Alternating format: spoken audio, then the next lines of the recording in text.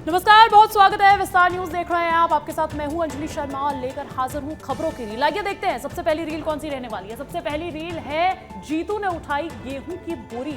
ये तस्वीरें आपको दिखा रहे हैं, इसके पीछे की पूरी कहानी बताते हैं। देखिए, भोपाल में आज कांग्रेस का किसानों के साथ अनोखा प्रदर्शन देखने को मिला है। पीसीसी चीफ जीतू पटवारी सिर पर बोरी लेकर केंद्रीय कृषि मंत्री शिवराज सिंह चौहान के आवास पहुंचे। भोपाल में केंद्रीय कृषि मंत्री शिवराज सिंह चौहान के सरकारी आवास के सामने किसानों ने प्रदर्शन किया। किसानों के साथ कांग्रेस के प्रदेश अध्यक्ष जीतू पटवारी भी अपने साथ गेहूं की बोरी लेकर पहुंचे। शिवराज के घर के बाहर पहुंचे पटवारी और किसानों को जब अंदर नहीं जाने दिया तो प्रदर्शनकारियों ने शिवराज के घर के सामने सड़क पर ही गेहूं की बोरी उलट दी और वहीं रोड पर बैठ गए। दरअसल किसान कांग्रेस के प्रदेश अध्यक्ष धर्मेंद्र सिंह चौहान के साथ करीब 1.5 दर्जन किसान आज प्रदेश कांग्रेस कार्यालय पहुंचे थे। वहां उन्होंने प्रदेश कांग्रेस अध्यक्ष जीतू पटवारी से मुलाकात की और भावांतर योजना, प्याज, धान सहित तमाम फसलों के सही दाम न मिलने को लेकर चर्चा की। हम बार बार आपको कह रहे हैं कि किसानों के हालात खराब है। 20,000 रुपया पर किसान उनके खाते में पर बिगा डालो आप, तो किसानों के हक और अधिकार के लिए भी कर्ज लो। आपके पास पैसे नहीं है। चलिए आगे बढ़ते हैं। छत्तीसगढ़ के पड़ोसी राज्य महाराष्ट्र के गढ़चिरौली में मोजुल्ला वेणुगोपाल राव और सोनू दादा समेत 61 नक्सलियों ने देवेंद्र फडणवीस के सामने हथियार डाल दिए हैं। ये नक्सली अपने साथ हथियार भी लेकर आए थे। छत्तीसगढ़ के पड़ोसी राज्य महाराष्ट्र के गढ़चिरौली में मोजुल्ला वेणुगोपाल राव उर्फ भूपति उर्फ सोनू दादा समेत 61 नक्सली मुख्यमंत्री देवेंद्र फडणवीस के सामने हथियार डालते हुए नजर आए। 15 अक्टूबर को उन्होंने आधिकारिक तौर पर सरेंडर किया। ये नक्सली अपने साथ हथियार भी लेकर आए थे, जिसे उन्होंने सीएम को सौंपा।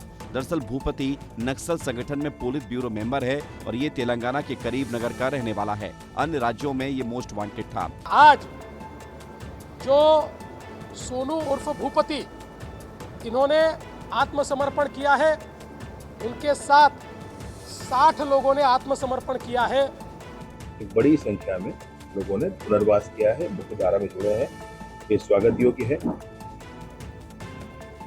अगली खबर मध्य प्रदेश के इंदौर और ग्वालियर से आज की सबसे बड़ी खबर है। लोकायुक्त ने एक साथ दबिश देकर रिटायर्ड आबकारी अधिकारी धर्मेंद्र सिंह भदौरिया के ठिकानों पर छापा मारा है। क्या कुछ मिला, इस काली कमाई से जुड़ा हुआ रील में देखिए। मध्य प्रदेश लोकायुक्त की टीम ने रिटायर्ड आबकारी अधिकारी धर्मेंद्र भदौरिया के 8 ठिकानों पर छापे मारे हैं। इंदौर में कैलाश कुंज बिजनेस स्काई पार्क सहित 7 और ग्वालियर में इंद्रमणि नगर सहित घर पर सर्चिंग की गई। सर्चिंग में अब तक 1 करोड़ 5 लाख का कैश मिला है। इसमें 5 लाख की विदेशी मुद्रा भी शामिल है। धर्मेंद्र सिंह भदौरिया 1987 में भर्ती हुए थे, अगस्त 2025 में रिटायर हुए हैं। इस दौरान उनकी वैध आय करीब 2 करोड़ रुपए मानी जा रही है। लोकायुक्त डीएसपी सुनील तालान ने कहा कि गोपनीय शिकायत के आधार पर ये कार्रवाई की जा रही है। नगद का फिगर अभी फाइनल आया है, 1 करोड़ 11 लाख करीब है, जिसमें कि 1 करोड़ 3 लाख INR है भारतीय मुद्रा और लगभग 8 लाख विदेशी मुद्रा है, तो लगभग 1 करोड़ 11 लाख कैश। इधर बिहार में चुनावी बिगुल बज चुका है। आज जेडीयू ने अपनी पहली लिस्ट जारी कर दी है, जिसके बाद सियासत अब और भी बढ़ गई है। बिहार विधानसभा चुनाव 2025 का सियासी पारा चढ़ चुका है और इसी बीच जेडीयू ने अपनी पहली लिस्ट भी जारी कर दी है। 57 उम्मीदवारों के नामों के ऐलान के साथ ही एनडीए ने चुनावी मैदान में दस्तक दे दी है। लिस्ट में एक भी मुस्लिम नाम नहीं है। 10 अनुसूचित जातियों के कैंडिडेट को उतारा है। लिस्ट में 6 मंत्री भी हैं, 4 महिलाओं को भी टिकट मिला है। इसके अलावा चिराग के दावे वाली 5 सीटों सोनबरसा, अलौली, राजगीर, एकमा और बोरमा पर भी जेडीयू ने कैंडिडेट उतारे हैं, जिसके बाद खबर यह है कि चिराग पासवान इससे नाराज हैं। बीजेपी और जेडीयू को 101 सीटें जबकि एलजेपी को 29 सीटें दी गई हैं। लेकिन इसी बंटवारे को लेकर पूर्व सीएम जीतन राम मांझी की पार्टी हम और ओपी राजभर की एसबीएसपी ने नाराजगी जताई है। एसबीएसपी ने तो यहां तक कह दिया है कि वो 153 सीटों पर अकेले चुनाव लड़ेगी। लेकिन खबर यह भी है कि बिहार विधानसभा चुनाव में अब एनडीए और महागठबंधन के बीच सीट शेयरिंग को लेकर मनमुटाव जारी है। आरएलएसपी के नेता उपेंद्र कुशवाहा आज अमित शाह से मिलने भी पहुंचे। बिहार विधानसभा चुनाव से पहले एनडीए और महागठबंधन के बीच सीट शेयरिंग को लेकर रस्साकशी जारी है। खासकर एनडीए में जेडीयू और एलजेपी के बीच कुछ सीटों को लेकर सहमति नहीं बन पा रही है, जिससे गठबंधन के भीतर तनाव बढ़ता जा रहा है। इस बीच राष्ट्रीय लोक समता पार्टी के नेता उपेंद्र कुशवाहा भी महुआ सीट एलजेपी को देने की चर्चा से नाराज नजर आए। कुशवाहा को मनाने के लिए उप मुख्यमंत्री सम्राट चौधरी और केंद्रीय मंत्री नित्यानंद राय 14 अक्टूबर की रात उनके पटना स्थित आवास पर पहुंचे। उन्होंने कई घंटों तक कुशवाहा से बातचीत की, लेकिन कोई ठोस सहमति नहीं बन पाई, जिसके बाद कुशवाहा अपनी मांगों पर अड़े रहे। इसके बाद केंद्रीय गृह मंत्री अमित शाह ने इस मुद्दे को सुलझाने के लिए खुद हस्तक्षेप किया। उन्होंने उपेंद्र कुशवाहा को दिल्ली बुलाया, जहां आज दोनों के बीच करीब 45 मिनट तक बातचीत हुई। बातचीत के बाद कुशवाहा ने मीडिया से कहा, सब ठीक है, हमारा गठबंधन बिहार चुनाव जीतेगा। अगली खबर की रील आपको भोपाल से दिखाते हैं। भोपाल में ड्रग्स तस्करी और लव जिहाद मामले में आरोपी शारिक मछली को आज क्राइम ब्रांच ले जाया गया, जहां उससे पूछताछ की गई। राजधानी भोपाल में ड्रग तस्करी, अपहरण, अवैध कब्जे, लव जिहाद मामले में आरोपी शारिक मछली को क्राइम ब्रांच ले जाया गया। शारिक मछली ने पुलिस के सामने कुछ अहम जानकारियां दी हैं, जो मामले की जांच में महत्वपूर्ण साबित हो सकती हैं। नहीं, हमें तो इससे देश के संविधान पे और न्यायपालिका पे पूरा भरोसा है। अभी कोर्ट में केस चल रहा है, जो भी फैसला आएगा उसका हम स्वागत करेंगे। क्राइम ब्रांच की टीम मामले की गंभीरता को देखते हुए पूरी सतर्कता से जांच कर रही है और जल्द ही मामले में और महत्वपूर्ण खुलासे होने की संभावना है और जांच के आधार पर आवश्यक कानूनी कार्रवाई की जा सकती है। पिछले महीने ही शारिक मछली और उसके साथियों के खिलाफ ड्रग तस्करी, अवैध कब्जा और अपहरण के आरोपों में कई शिकायतें दर्ज हुई थी। तो उसके निर्देशानुसार हम लोग आगे कार्रवाई कर रहे हैं और जैसे साक्ष्य मिलेंगे आगे उस हिसाब से फिर विवेचना में कार्रवाई की जाएगी। आगे बात रायपुर की करते हैं। रायपुर में शराब घोटाले के आरोपी अनवर ढेबर की पैरोल अवधि 7 दिन तक के लिए बढ़ा दी गई है, जिसके बाद ढेबर घर पहुंचे और अपनी मां से मुलाकात की। शराब घोटाला मामले के मुख्य आरोपी अनवर ढेबर की पेरोल अवधि 7 दिन और बढ़ा दी गई है। इससे पहले उन्होंने मां की बीमारी के चलते 4 दिन की पेरोल ली थी। छत्तीसगढ़ उच्च न्यायालय से राहत मिलने के बाद अनवर ढेबर अपने घर लौटे हैं। ढेबर के घर के बाहर पुलिस बल तैनात किया गया है ताकि सुरक्षा व्यवस्था को सुनिश्चित किया जा सके। साथ ही आने जाने वालों को एंट्री भी पुलिस द्वारा जांच कर की जा रही है, जिससे किसी भी अप्रिय घटना को रोका जा सके। पुलिस और प्रशासन मामले पर लगातार नजर बनाए हुए है और जांच प्रक्रिया को सुचारू रूप से चलाने के लिए हर आवश्यक कदम उठाए जा रहे हैं। आगे की कार्रवाई और पेरोल अवधि से जुड़ी अन्य जानकारियां आने वाले दिनों में शेयर की जाएंगी। आइए आगे बढ़ते हैं। बात मेरठ की करेंगे, जहां पर त्योहारों से पहले खाद्य सुरक्षा विभाग ने मिलावटखोरों के खिलाफ बड़ी कार्रवाई की है। 2500 किलो नकली मावा जेसीबी की मदद से न सिर्फ बरामद किया गया बल्कि नष्ट कर दिया गया है। 2500 किलो नकली मावे की कीमत 5 लाख रुपए बताई जा रही है। इस मावे को नष्ट करने के लिए बकायदा जेसीबी मशीन लगाई गई है। बुलडोजर चलवाकर नकली मावे को नष्ट किया गया। ये मावा लाल बाजार स्थित खोया मंडी से जब्त किया गया। टीम को मावे में दुर्गंध और कड़वाहट की शिकायतें मिली थी, जिसके बाद नमूने जांच के लिए भेजे गए। जांच रिपोर्ट में मावा गुणवत्ता मानकों पर खरा नहीं उतरा। अधिकारियों के अनुसार यह नकली मावा मेरठ और आसपास के जिलों में सप्लाई किए जाने की योजना बनाई गई थी। फिलहाल संबंधित कारोबारियों की तलाश की जा रही है और मामले की जांच भी जारी है। विभाग ने आम लोगों से अपील की है कि त्योहारों के दौरान मावा और दूध से बने उत्पाद खरीदते समय सावधानी बरतें और किसी भी संदिग्ध उत्पाद की जानकारी तुरंत विभाग को दें। खबरों की रील का अगला पड़ाव ग्वालियर में है। ग्वालियर में अंबेडकर मूर्ति विवाद बढ़ता ही जा रहा है। विरोध में उतरे एडवोकेट अनिल मिश्रा ने मुस्लिम सीएसपी पर सनातन धर्म विरोधी होने का इल्जाम लगा दिया है। जवाब में हिना खान ने जय श्री राम के उद्घोष लगाते हुए कहा कि मैं सनातन नहीं हूँ। मध्य प्रदेश के ग्वालियर स्थित अदालत परिसर में डॉक्टर भीमराव अंबेडकर की मूर्ति लगाने से उपजा विवाद थमने का नाम नहीं ले रहा है। मध्य प्रदेश के ग्वालियर में डॉक्टर भीमराव अंबेडकर पर अधिवक्ता अनिल मिश्रा की गई टिप्पणी को लेकर हंगामा मचा हुआ है। इस दौरान अधिवक्ता अनिल मिश्रा के समर्थक उन्हीं के घर के पास ही सिद्धेश्वर मंदिर पर सुंदरकांड करना चाहते थे। वहां भी पुलिस तैनात थी। मंदिर बंद देखकर एडवोकेट मिश्रा के समर्थक भड़क गए। सड़क पर ही सुंदरकांड के लिए टेंट बुला लिया। टेंट वाले को सीएसपी हिना खान ने वहां से भगा दिया। इसके बाद हिना खान पर सनातनी विरोधी होने का आरोप लगाते हुए भीड़ ने जय श्री राम के जयकारे लगाने शुरू कर दिए। खुद को सनातनी विरोधी कहते थे हिना खान ने भी जोर जोर से जय श्री राम के नारे लगाए।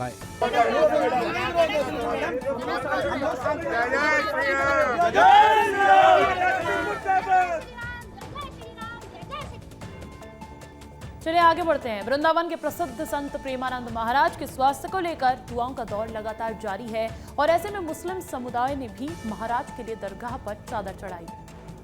जहां एक तरफ हिंदू वर्ग के लोग मंदिरों में प्रेमानंद महाराज के जल्द स्वस्थ होने की कामना कर रहे हैं, तो वहीं दूसरी ओर मुस्लिम समुदाय के लोग भी दरगाह पर चादर चढ़ाकर प्रसिद्ध संत के स्वास्थ्य को लेकर दुआएं मांग रहे हैं।